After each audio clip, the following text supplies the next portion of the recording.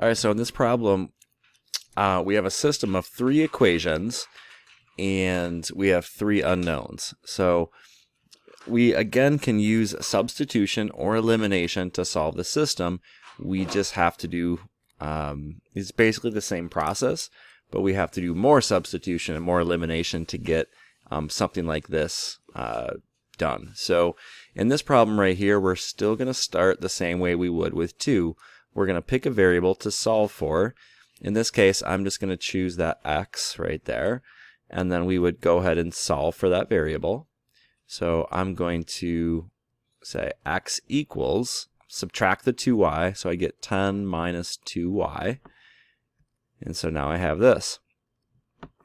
So just like substitution in 2 equations, we're going to go ahead and substitute that into the other equation, into both equations, not just one, but 2. So I'm going to package this up, and I'm going to substitute into the first equation as well as the second. So I'm going to take 2x plus 3y minus 2z, so the first equation there. Instead of an x here, I'm going to have my 10 minus 2y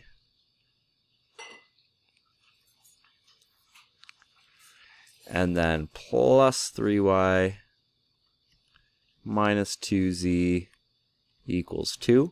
So I'll substitute it into the first equation, and going to substitute that into the second equation as well.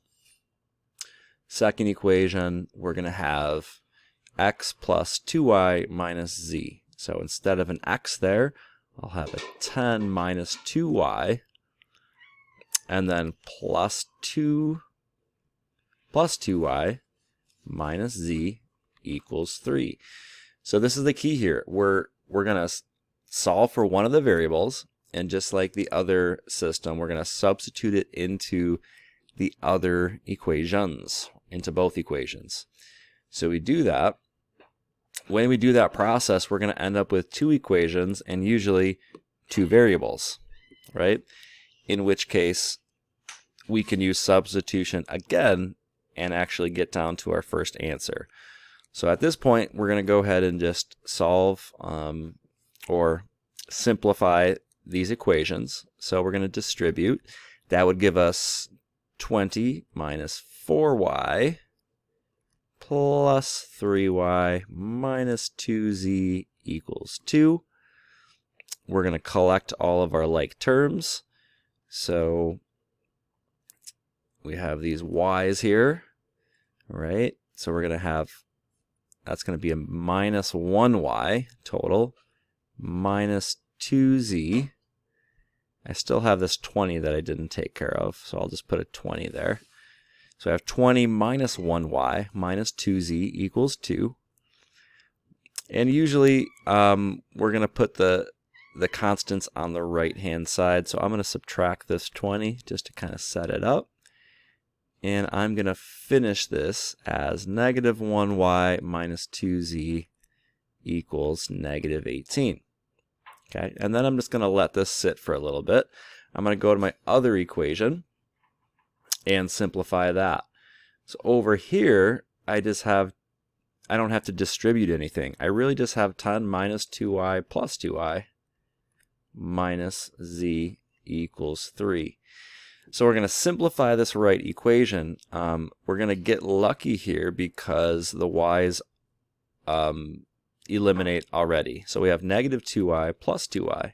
So these are going to go away. Now that doesn't always happen, but that's going to speed up this process and speed up this problem because it just happened, right? So now we have 10 minus z equals 3. And then we could subtract the 10 on both sides. We'll get negative z equals negative 7. So therefore z equals positive 7. So this problem ended up being a lot quicker because of this double elimination that happened. So we have z equals 7. Now that doesn't always happen. Sometimes you're going to get a problem that doesn't cancel off, and you're going to have one equation like you're seeing here And you might have another equation with a y and a z in it, and you'll have to do substitution again to get down to an answer. However, this one already canceled off, so we are already at our first answer right here, z equals 7. So now we're just going to basically backtrack and find our other variables. Once we get to that one number, we know that z is 7, so we're going to go over to this equation that we solved for over here, and we can plug in z into this equation, right?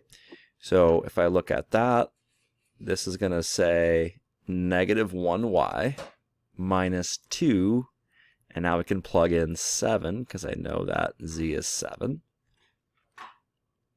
equals negative 18. And we should be able to solve for y now, because now we have an equation with just that y in it. So I'm going to have negative 1y minus 14 equals negative 18. I'm going to add the 14 to the other side, so I'll have negative 1y equals negative 4. And then, therefore, y is equal to positive 4. So now I know that y is equal to 4, and I also know that z is equal to 7.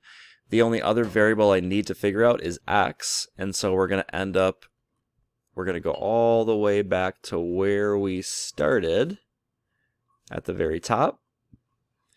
And that's the very first variable that we solved for. So we know that x is 10 minus 2y. So to finish this off, we're going to say x is equal to 10 minus 2 times 4, because y is 4. So that's going to tell us that x is equal to 10 minus 8, or x is equal to 2. So now we have a system of 3 equations and 3 variables, and to solve it, we just solved for all 3 of those variables. Right? So this is we can leave our answer like that with the 3 circled answers. We could also write it as an ordered triple, and we could say the x first, so x is 2, y is 4, and z is 7. So graphically, if we were thinking about if I were to graph these equations, in 3 dimensions, each one of these equations would represent a plane. So if I graphed each one of those equations, I'd have 3 different planes, and where those 3 things would intersect would be exactly at this point, 2, 4, 7, and that's our answer.